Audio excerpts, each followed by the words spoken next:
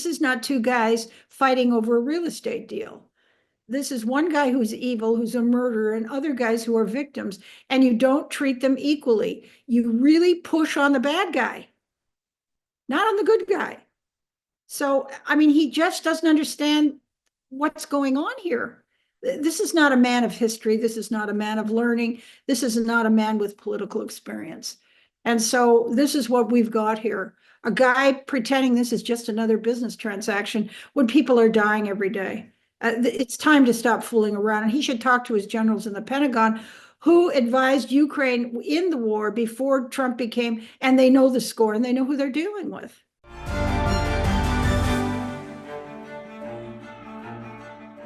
Hi, I'm Fergus Macphee and welcome to the Trump Report on Times Radio. Today I'm speaking with Diane Francis, Editor-at-Large of Canadian newspaper The National Post and Senior Research Fellow on the Atlantic Council. Diane, thank you so much for joining us on the Trump Report again. Here we are again. I'm afraid that we are talking not in the best circumstances, Diane. We're speaking after Russia's deadliest attack on Kyiv since July last year. The strikes have killed at least 12 people and injured 20 more. And Vladimir stop is the words that Donald Trump used in a post on Truth Social that read, "I am not happy with the Russian strikes on Kyiv, not necessary and very bad timing. Vladimir stop. 5,000 soldiers a week are dying. Let's get the peace deal done." Is this the strongest we've ever seen Trump in his critique of the Russian president? Well, I don't think it's that strong after all. I mean, he's been bombing these people since 2022. And, you know, Trump thought he had a proposal to offer to the Ukrainians, and then just to spite him, Putin did this terrible bombing of Kyiv. It just shows his bad faith bargaining. He doesn't care.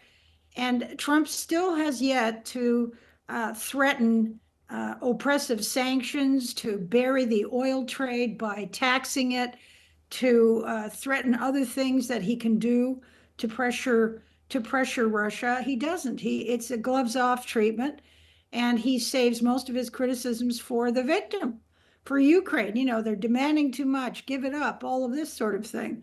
So, you know, now we see this is the second time during talks where Putin has just frankly given the finger to the Americans and to Trump.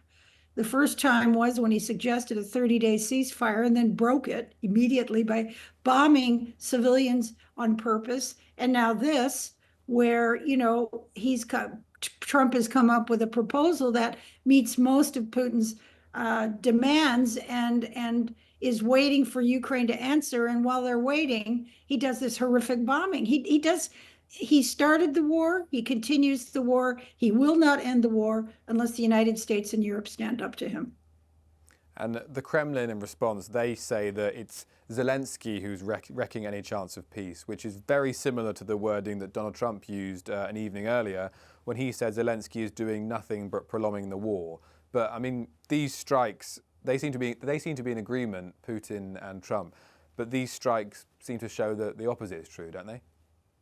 The absolute opposite is true. This is a horrific war, and it's all Putin's doing. You know, when Trump says, you know, Ukraine stoked the situation to the point where the war happened and it's equally Ukraine's fault. How can it be equally Ukraine's fault when Ukraine was invaded? It was invaded, not the other way around. And it only started to attack Russia with drones and so on recently because it's been embattled with fending off the Russians from taking the entire country. So, you know, I mean, it's very demoralizing and concerning that the President of the United States has no moral compass. When he urges him to stop in that post, I guess you could say though there are actions that Trump could be taking to actually sort of help this war, bring this war to a close. Absolutely, he could do all kinds of. He could squeeze Russia and Putin much more than now. But what apparently he's interested in is signing some kind of grand bargain to cooperatively patrol the Arctic with the Russians of all people, as though they're reliable partners. And this seems to be the little bangle that, Mr. Putin has dangled in front of Mr. Trump to get him to capitulate and to actually seriously sell the Ukrainians down the river. Trump has a lot more tools a lot more weapons at his disposal. Economic, diplomatic. He can cut off relationships. He can go to the United Nations and create trouble. He can go to the World Trading Organization. He can impose tariffs. He can stop all the oil tankers from leaving Russia. He can tax Russia's oil customers. There's all kinds of things he can do. He does not do this. And it is very worrisome. So do you not think that after sort of the post we've seen today, I know, you could argue it could be a lot stronger, you're not hopeful that we might see a tone shift in the Trump administration? There won't be any shift. There won't be any shift. I would suggest that if Putin was true to form, he'd just react in a couple of days by bombing Kharkiv or another city, Odessa, just flattening as much as he could in rejoinder. He doesn't care. He's a sociopath. He wants to destroy Ukraine. This has always been his path. And Trump is sitting there saying, please stop. Don't do this. Well, it isn't working. This won't work either. This will not work either. Before he spoke, before he made this post on Truth Social, I mentioned earlier that both him and Putin spoke about Zelensky and Ukraine in very, very similar language. Why do you think it is that the US and Russia do seem to be in sort of lockstep with their kind of messaging? Well, I don't think they're in lockstep. I think that it's just the disinformation that Russia spreads about its enemies. I think the problem is that, there is concern that I think what he's done in order to be the intermediary to stop the war, which is his intention, sincerely his intention. He's not doing a good job of it, obviously, but what Trump has done is he has bashed Ukraine in the effort to try and get them to stop thinking that they can win any more land back. Okay, to get them to soften up and to be ready for a deal. He's also gone to Russia, though. His attempt there, his process there is to butter them up, soften them up, do a deal in the Arctic, do all kinds of things that remove problems for them, like the UN resolution, which did not condemn its invasion of Ukraine. All these little favors in the hopes that, Vladimir Putin will say, okay, all right, I guess you have a point and we'll stop. But he doesn't stop because he's not getting any deterrence or threat of deterrence from the United States of America. This is not a real estate deal where you say, oh, you're a good guy, you're a bad guy, but get together. This is good versus evil, victim versus predator. You cannot, be on the side or be nice to the predator. You have to be tough with the predator. And if he's not going to do that, this never ends. But you did say just then, he is serious about ending the war. He's just not doing it in a very good way. Yeah, I think he sincerely wants to end the war. Not for reasons maybe much more than just the fact that this would go down in history as a big political victory and a good thing for him to have done. But I'm saying what he's forgetting is that this is not two guys fighting over a real estate deal. This is one guy who's evil, who's a murderer, and other guys who are victims, and you don't treat them equally. You really push on the bad guy, not on the good guy. So, he just doesn't understand what's going on here. This is not a man of history. This is not a man of learning. This is not a man with political experience. And so this is what we've got here.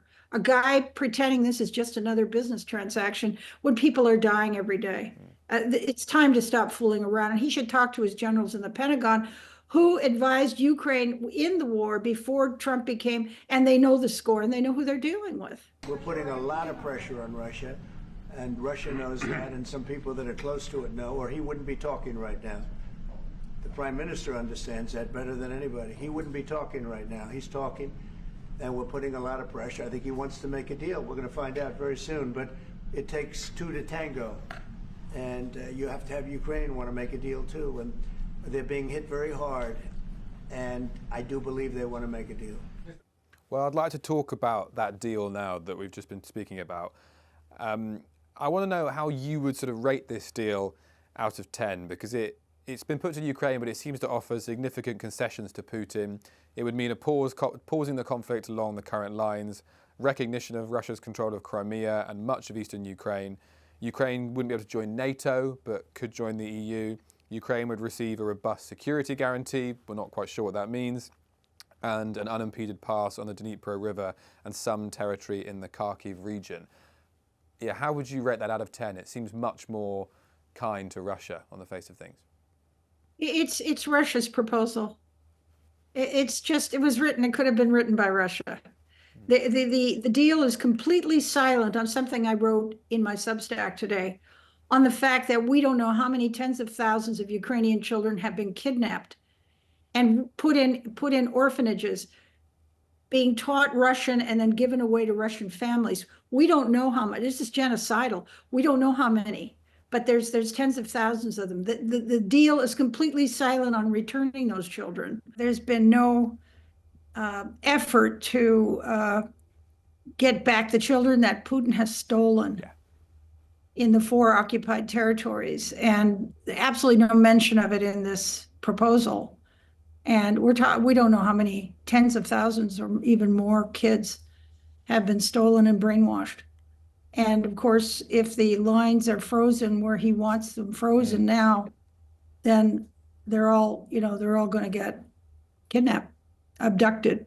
The deal is completely silent on reparations for all the damaging that Russia has done to Ukraine through no fault of Ukraine's. I mean, it's completely a victim. Crimea is tricky. The Ukrainians hate the idea, but let's face it, they took Crimea in 2014, and the world never, including the United States under another president, never said anything about it. So didn't say much, didn't do anything about it. That doesn't bother me as much as the fact that you have occupying forces still in the portion that he's grabbed, that he's stolen, inside of which are hundreds of thousands of young children who will be taken away from their families and turned into little Russians through brainwashing and orphanages and adoptions. This is so egregious. And by the way, the International Criminal Court has charged Putin and one of his assistants for this very war crime. And there's no mention in this proposal of returning those children, of finding those children, of preventing that from happening again. And if you freeze the boundaries where they are now, every kid behind that boundary is going to be abducted and turned into a little Russian robot. And the other thing is that, I'm told by military people that if the war is frozen where it is now, it's going to be very difficult for Ukraine to defend itself when the next wave of attack comes, and we know it will. I want to go back. He should be forced to promise he never invades again. And he should return those children. They've lost a lot of territory. We'll do the best we can, working with Ukraine. We'll do the best we can, but they lost a lot of territory. When you say Crimea, that was handed over during a president named Barack Hussein Obama. That had nothing to do with me, Crimea. That was 11 years ago with Obama. And they made a decision. There wasn't a bullet fired. There was no fighting. There was no anything. They just handed it over. Now they say, well, can you get it back? I think that's going to be a very difficult thing to do. You mentioned Crimea there. It seems like the US has sort of made its mind up slightly on Crimea. If the US don't budge on that, what do you think Europe will do? I don't know what Europe is going to do. Hopefully Europe, with the leadership of Britain, is going to have an expeditionary or a peacekeeping force to protect whatever is left of Ukraine after a deal is struck. And, that's about the best we can hope for. And then, of course, the European Union will accept them as a member and help them set up proper institutions and an economic situation so that it can rebuild. But, there's no mention of reparations. I mean, he's bombed the heck out of the place. He's destroyed cities. He's destroyed schools and hospitals and roads and ports. And there's no, and the deal is silent on kidnapped children and on reparations. This is not a deal. This is an abomination. And that you've mentioned about European peacekeeping forces. Am I right in thinking that's a red line for Russia? Well, it doesn't appear to be so. We don't know. I've seen a version and not a version of a newspaper's version. So I haven't read the text. It looks as though Russia would be allowed to keep the territory they have and to keep it occupied with their own military. Now that, to me, represents an ongoing permanent threat. That also represents the jailing of all those people and the continuing theft of children and brainwashing. That seems to be what it is. On the other hand, it says Ukraine can't join NATO, but Ukraine can have a military, and it looks like Ukraine can join the EU. So it's still quite fuzzy, and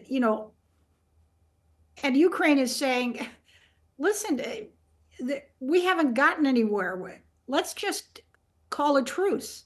He can't even get a truce out of Russia. Let's stop the shooting, and then Russia and Ukraine sit down at a table with intermediaries directly, rather than this third-hand experience using a president who has no sense of history. This war is endable. Both sides just have to agree to it. We've shown them a pathway forward. We've discussed those ideas. It was a good meeting yesterday. There'll be good meetings over the weekend. We've shown them the finish line. We need both of them to say yes. But what happened last night with those missile strikes should remind everybody of why this war needs to end. Well, I'm glad you just mentioned that then, because earlier in the week, Vladimir Putin said, since sort of the early days of the war, that they were ready to come to the table and talk to Ukraine directly. I mean, should we believe any of that? I don't believe anything he says. I really, this is another problem. And this is why Ukraine needs Europe and the United States, the Western alliance, if you like, the civilized world behind it, saying, just a minute, stop playing us here. Stop calling a truce and then bombing into innocent civilians on their way to Easter services and churches. Stop stealing children. Stop this. And he just did it with Kyiv. He killed 9 people. It was apparently a horrific bombing attack, and purposely aimed at residences and civilians. So, this is a man who says he wants a truce and doesn't do a truce. He is a tough customer to deal with. There's no question about it. But the United States has to bring forth all of the might and threats that it possibly can, because they're dealing with a thug. And if I can solve it because of a certain ability, that would be great. And if it doesn't happen, I will say that I think Russia is ready. And a lot of people said Russia wanted to go for the whole thing. And I think we have a deal with Russia. We have to get a deal with Zelensky. And I hope that Zelensky, I thought it might be easier to deal with Zelensky. So far, it's been harder. But that's okay. It's all right. But I think we have a deal with both. I hope they do it, because I'm looking to save. And, we spend a lot of money, but this is about a lot of humanity. This is the worst. I get the pictures, the satellite pictures. I've never seen anything like it, of the fields after some of these battles. It's horrible that it's going for nothing. We would have never had this problem. You would have never had that war if I were president. I guarantee you that. And for 4 years, you didn't have it. If for some reason one of the two parties makes it very difficult, we're just going to say you're foolish, you're fools, you're horrible people, and we're going to just take a pass. But hopefully we won't have to do that. Now, Marco's right in saying it. We want to see it end. And I think I see that enthusiasm. I think I see it from both sides. Do you think Russia's But you're playing going to know you? soon. Do you think Russia's playing you? No, nobody's playing me. I'm trying to help. This was Biden's war. By the way, by me getting involved, they'll say, "Oh, the Trump. This is not Trump's war. This is a war that should have never happened." Well, I must stress this was before the strike happened, but the US was making noises that they were threatening to walk away from the deal. Now, we know it's been almost 100 days since Trump's been in office. They have sort of said and done a lot of things and then rode back on them. When they say they might walk away, do you think that's realistic? And if so, where does that leave us? Well, I think it's a pressure gambit. I'm going to walk away if you don't, they really want both sides to give up stuff. And so far, the only one, Russia's completely refusing to give up anything. And the only one that they're hopeful will give up things and they want to give up things is Ukraine. And so, they're trying to pressure both, say, I'll walk away. And that then will leave the entire mess in the hands of the Europeans. The Europeans are going to have to militarily and diplomatically help Ukraine in this situation now, if the US walks away. If the US walks away, I think that would be open season by every dictator in the world to grab pieces of whatever countries it lusts. Well, yeah, you said obviously the burden would clearly rest on Europe. I mean, can we realistically have peace without the US? No, the US has all of the military might that even the Europeans would need to peacekeep, and certainly NATO. So the US, I don't think they'll quit. I just think it's a gambit to get people to capitulate, both sides. But he's dealing with one that has to, and he's dealing with the other one that doesn't think he has to. So it's a very impossible situation, and I think it's been made more impossible because of all of the indications and signals that Trump and his people have sent to Putin, and that is that they're not committed, they will back down, and they don't mean business, and they won't do much more than just try and get the two to talk. I mean, this is a guy you have to scare. You say they're waiting for one side to capitulate. I mean, even with this deal on the table, one side is going to have to make sort of reservations. Who do you think it's going to be and what's most likely? Well, the proposal has all of the concessions being given away by Ukraine, and nothing by Russia. Nothing. Is there any other deal you can see sort of coming back to the table? I'm sorry? Is there any other deal you could see being negotiated at the table? This is the deal right now. This is the deal that the Trump regime have presented to the Ukrainians and to the Russians, and this is the deal that's on the table.